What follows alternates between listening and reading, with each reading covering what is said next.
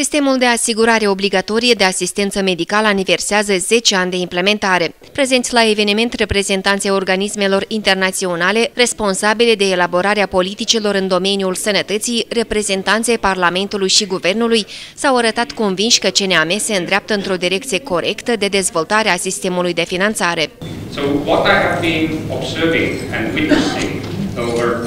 Compania Națională de Asigurări Medicină a Moldovei are o viziune clară cu privire la dezvoltarea sa de viitor. De asemenea, încearcă să își modifice, să-și ajusteze structura pentru a fi mai flexibilă în acțiunile de răspuns care le oferă și în același timp este foarte atentă pentru a auzi și asculta vocea pacienților, vocea oamenilor, iarăși pentru a Națională de Asigurări Medicină contribuie nu doar la dezvoltarea sectorului medical și asigurării medicale aici, în Moldova, dar prin intermediul diferitor rețele contribuie la dezvoltarea asigurării medicale în alte țări din Europa și cel mai important și în afara Europei. Și acest lucru este foarte important. Deci, odată cu dezvoltarea țării, este important să contribuim la dezvoltarea asigurărilor medicale și în alte regiuni ale lumii.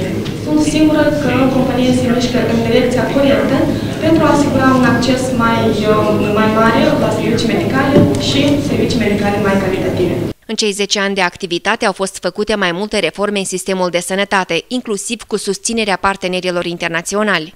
Cea mai importantă și crucială a fost luată în 2004 și aceasta ține de crearea asigurărilor obligatorii.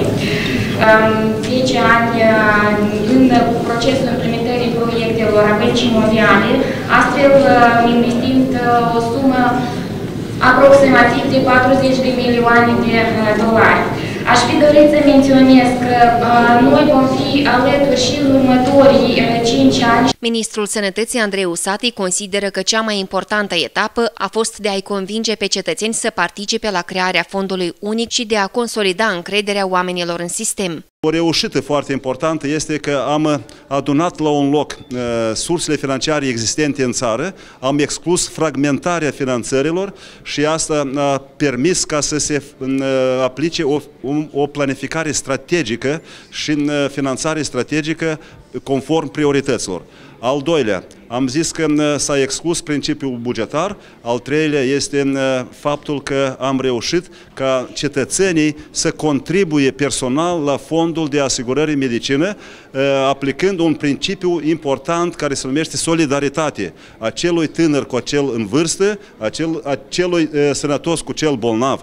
Iată, aceasta a fost o etapă importantă trecută de către țara noastră, să convingem cetățenii noștri să participe toți la crearea acestui fond, dar să beneficieze doar cei care necesită. Directorul general al CNAM, Mircea Bug, a spus că se creează condiții favorabile pentru toți beneficiarii sistemului medical.